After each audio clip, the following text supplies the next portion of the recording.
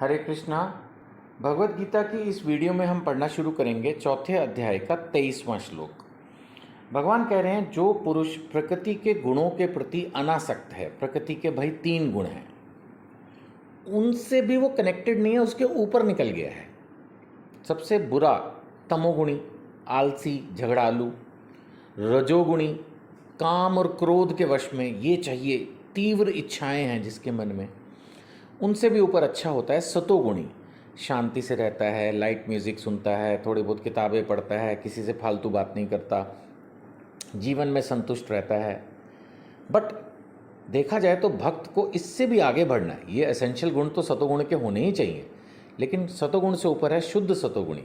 तो भगवान का भक्त इन तीनों गुणों से ऊपर निकल के शुद्ध सतोगुणी बनता है।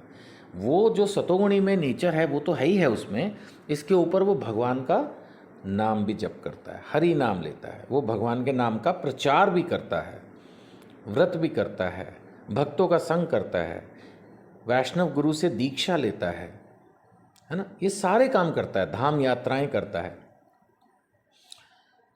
जितना हो सके समाज की सेवा करता है, परोपकारी जीवन जीने की कोशिश करता है यथासंभव।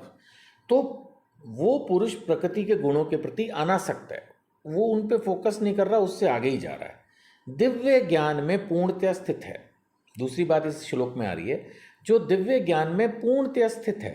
दिव्य ज्ञान का मतलब डिवाइन नॉलेज, शास्त्रों का ज्ञान है, और उसको प्रैक्टिकली अपनी लाइफ में फॉलो करने की पूरी कोशिश कर रहा है। उसके सारे कर्म ब्रह्म में लीन हो जाते हैं, यानी अब वो जो भी काम कर रहा है, पहले भी इस पर हम आ गए हैं, भगवान उसी बात को और डीपली एक्सप्लेन करते जा रहे हैं। ब्रह्म में लीन हो जाने का मतलब जैसे होता है ना, कोई अग्नि में होम कर देना, इट्स लाइक दैट। वो खत्म हो जाते हैं, उसका कोई प्रभाव नहीं है उस पर, कोई पाप पुण्य के वो कर्म के फलों में बंधता नहीं है। बार बार घूम के वही बात आ रही है कि जो भक्ति में स्थित है वो बंधेगा नहीं, वो रिलैक्स है, वो फ्री है, उसको कोई टेंशन नहीं है, किसी तरह का उस पर कोई प्रभाव नहीं है। यहाँ पर भी भगवान 24वें श्लोक में भी उसी बात को और अच्छे से एक्सप्लेन करते हुए और डिटेल में बोल रहे हैं कि जो व्यक्ति कृष्ण भावनामृत में पूर्णतया लीन रहता है, हर समय उसके दिमाग में है कि मुझे अपना जीवन परोपकार के लिए बिताना है, जैसा मैंने पहले भी अभी चर्चा की, पूरी तरह से भक्ति में उसका जीवन है। बट हम पहले भी चर्चा कर चुके हैं, इसका मतलब ये नहीं है कि वो जॉब नहीं करेगा, या वो जो है बिजनेस नहीं करेगा, या वो शादी नहीं करेगा, या वो बच्चे पैदा नहीं करेगा। नियत कर्म करते हुए, भक्ति में कर्म करते हुए, मतलब जीवन उसका नॉर्मल ही दिखेगा, ऐसा कुछ नहीं है। तो जो व्यक्ति कृष्ण भावनामृत में पूर्णतया लीन रहता है, उसे अपने आध्यात्मिक कर्मों के योगदान के कारण अवश्य ही भगवत धाम की प्राप्ति होती है।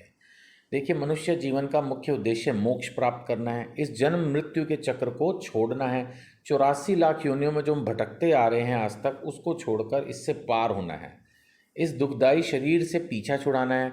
इस धरती पर इस जन्म में हमारे को जन्म, मृत्यु, बीमारी और बुढ़ापा, ये 4 कष्ट हैं जिनका कोई इलाज नहीं हो सकता। आप कितने भी अमीर, कितने भी कुछ भी बन जाओ, तो इसका इलाज यही है कि हमें भगवत धाम की प्राप्ति हो, हमें मोक्ष की प्राप्ति हो, हम इस भौतिक शरीर को छोड़ के आध्यात्मिक शरीर को प्राप्त करें। तो एक बार फिर पढ़ देते हैं, जो व्यक्ति कृष्ण भावनामृत में पूर्णतया लीन है, उसे अपने आध्यात्मिक कर्मों के योगदान के कारण अवश्य ही भगवत धाम की प्राप्ति होती है, क्योंकि उसमें हवन आध्यात्मिक है और हवि भी आध्यात्मिक है। हवन भी आध्यात्मिक, हवि भी आध्यात्मिक, मतलब उसका सब कुछ भगवान के लिए है।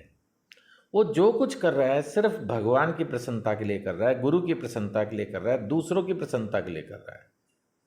आप बोलोगे सर ये क्या बात हुई? भाई यही तो है कठिनता। अब जो बच्चा 100 में से 100 मार्क्स लाता है, उसने बहुत कुछ त्याग तो किया ही होता है, तभी वो 100 में से 100 परफेक्ट 100 मारता है ना। हम क्रिकेट मैच देखते हैं कभी कभी, तो उसमें भी जो प्लेयर 100 रन बनाता है, कोई बात तो होती है ना, इतना आसान कहाँ है। इसी तरह से जो हवन भी आध्यात्मिक, हवि भी आध्यात्मिक, मतलब सब कुछ जो वो कर रहा है वो भगवान की प्रसन्नता के लिए कर रहा है। हर कर्म, उसका उद्देश्य सिर्फ भगवान और भगवान के भक्तों की प्रसन्नता है। तो ये है तो मुश्किल स्टैंडर्ड, लेकिन अगर अचीव करेगा तो डेफिनेटली उसको भगवत धाम की प्राप्ति होगी। हरे कृष्णा।